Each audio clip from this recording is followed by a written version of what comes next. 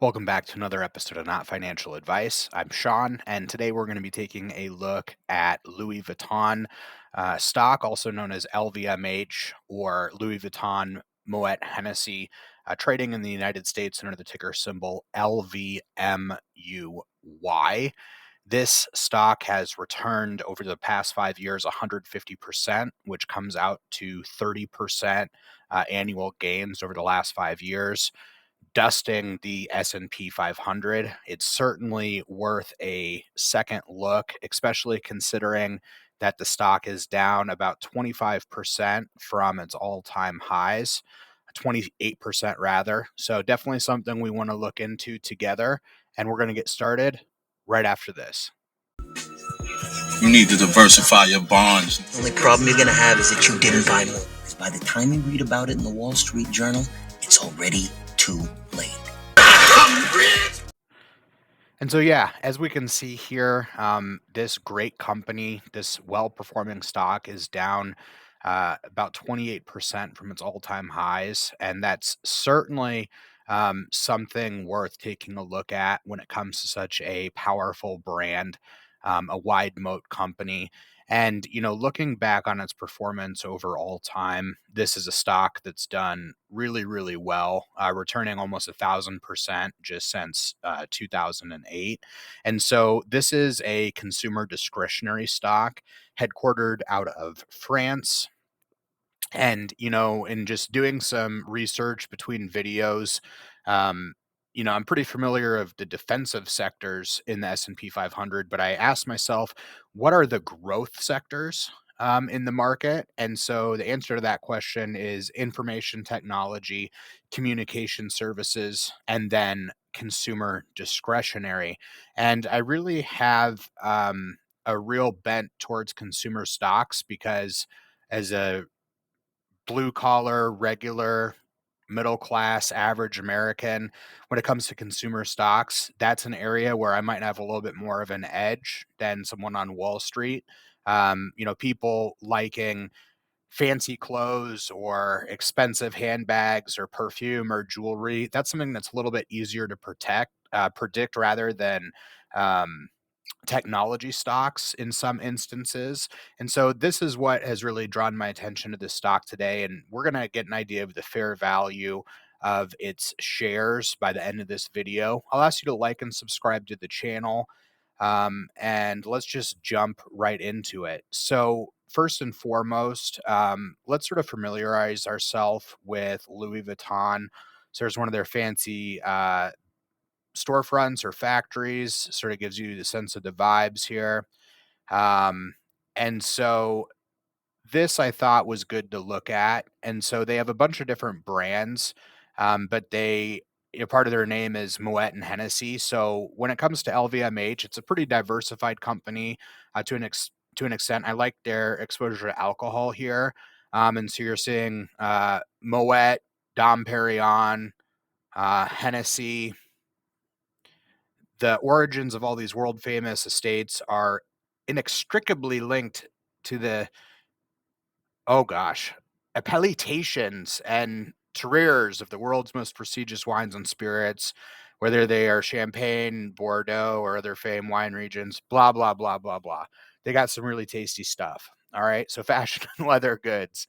So this is going to include Louis Vuitton, Christian Dior, Fendi, uh, Marc Jacobs, so on and so forth. So fashion and leather goods, be it shoes, belts, bags, etc. And then we have perfumes and cosmetics.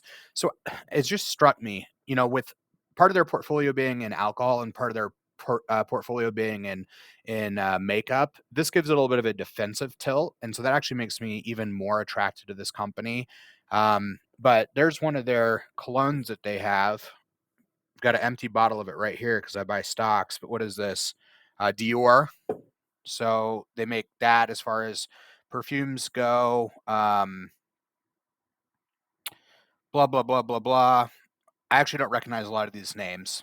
Fenty Beauty by Rihanna. That's cool. So they make some of that type stuff. And then, so other activities. It looks like they have some media companies. Um, news companies, a builder of high-end yachts, et cetera, et cetera. So hotels, that's interesting. Very, very interesting. And then retailing, so different retail department stores, et cetera, et cetera. Um, Probably some duty-free stuff, some stuff on cruises, and then watches and jewelry. So Tiffany, among others. So jewelries and watches. Yeah. So that's really, really cool. Let's take a look here if we can make this thing cooperate with us. Let's take a look at let's take a look at sort of the regions where Louis Vuitton is driving its revenue from. There it is right here. Ask you guys to like the video and subscribe to the channel. But what we can see here is revenue by region. Um, so we have 27% in the United States, 16% in Europe, excluding France, which is 8%, 12% in other markets, but then 30% in Asia, excluding Japan. So a big chunk of that will be China, and then Japan is 7%. So pretty interesting diversification of the revenue. I actually really like how that looks. And then we can see their breakdown of revenue by group. So fashion and leather goods is 49%. So that is, in fact, that discretionary area. But in wines and spirits, it's 9%. Cosmetics is 10%. So about a fifth of their revenue is more defensive.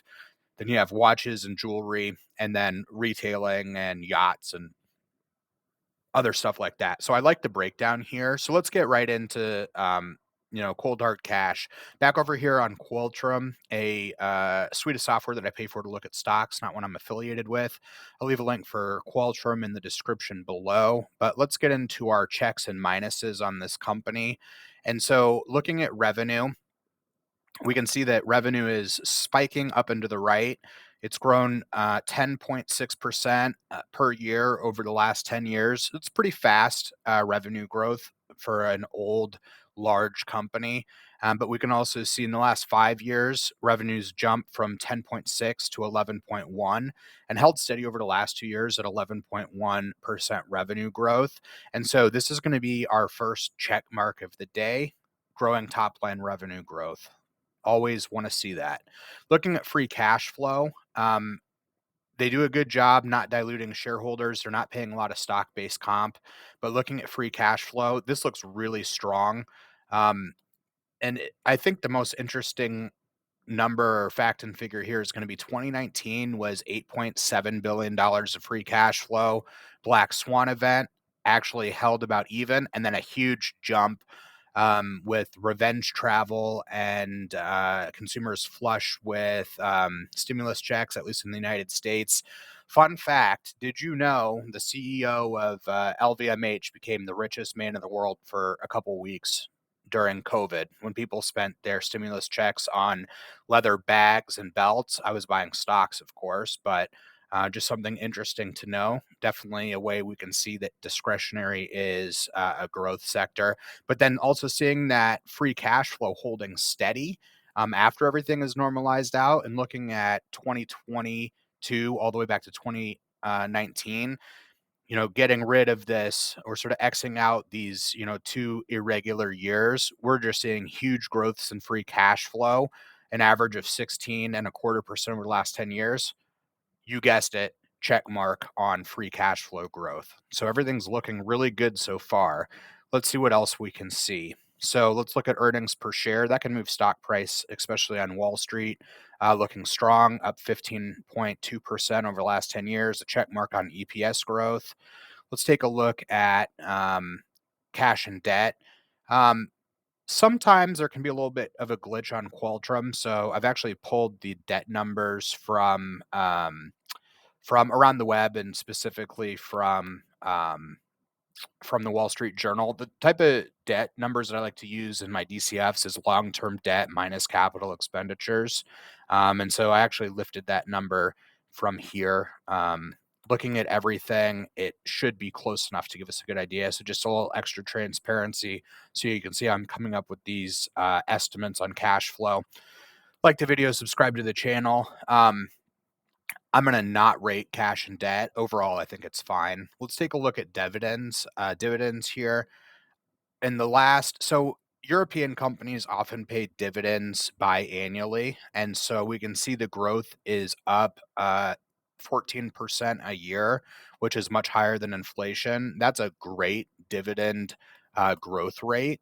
And so keep in mind, if you own international stocks, there may be some tax implications with that. So ask someone who's a professional, which obviously isn't me. So actually, a really healthy dividend of about 1.85%, beating the U.S. stock market, and very, very, very likely with faster growth than the U.S. stock market. Big check mark on dividends for Louis Vuitton. Payout ratio 30%. It's somewhere between 30 to 50%. I think the payout ratio is fine. So, okay. Sorry about that. Let's keep going. Taking a look at shares outstanding on this company, they're flat or going down. It's going to be a check mark.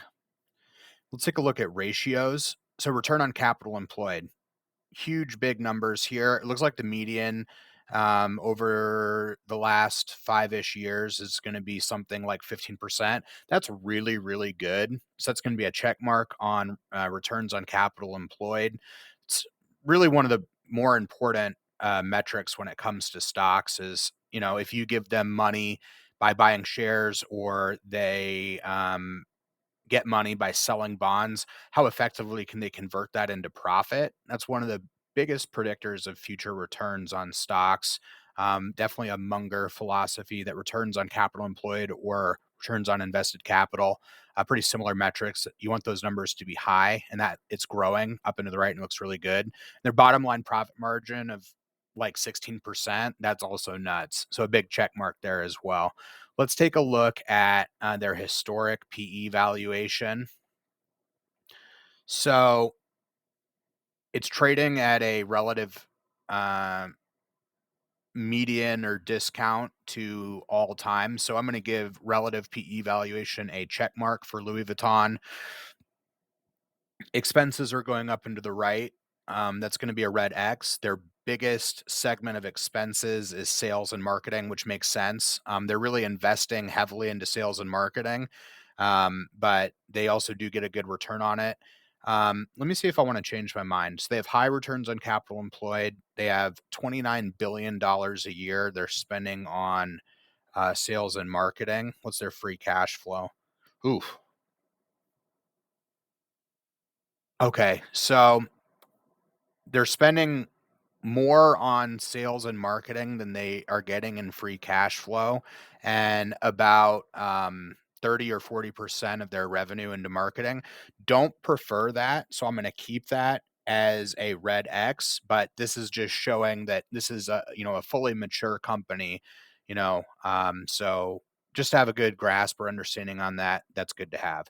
So I think that really covers everything here, folks. $144 stock. What I've done is I've been very diligent to convert these numbers from euros to USD. I've made sure to give them credit. They've actually had some good revenue growth. They've had some good revenue growth in these last couple of quarters that aren't fully reported. So using Yahoo Financed, I made sure their 5 years of free cash flow included the TTM.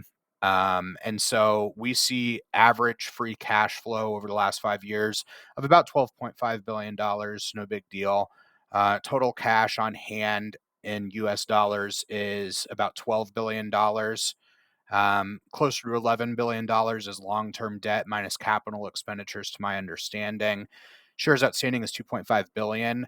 Now, we saw earlier the growth rates they've had closer to 10 or 11%. Over the next 5 years, I've projected that at 9% to be conservative. Looking at economist estimates for global luxury brands CAGR over the next 10 years, I've come up with a conservative growth rate of 6% a year, years 6 through 10, a terminal growth rate of 10%. Discount rate is 10%. I think that's appropriate for numerous reasons for this company. $144 stock value, 103. So I'm showing it as somewhat overvalued at the moment. If we were to be a little bit more bullish on our estimates for growth moving forward. $144 stock. The more conservative growth estimates showed us $103. More aggressive estimates on growth with still a 10% discount rate would show this at being around $111. So I think I want to set these back to where I had them. And, are you going to make money on a stock that's returned 30% a year, that's down 28%? Yeah, I think that you would. If we reduce the discount rate to the historical average for stocks closer to 7.5%, it would show this as a buy. So I think this is somewhere around fair value. Possibly, I would say possibly it's just a skosh overvalued, but at the same time, I think that stocks like these are always going to trade a bit above intrinsic value. So that decision's yours, but thanks so much for tuning in. As always, if there's a stock or an ETF you'd like for me to review, just go ahead and leave that ticker symbol in the comments below, and I will see you on the next one. Thanks a lot. Bye now.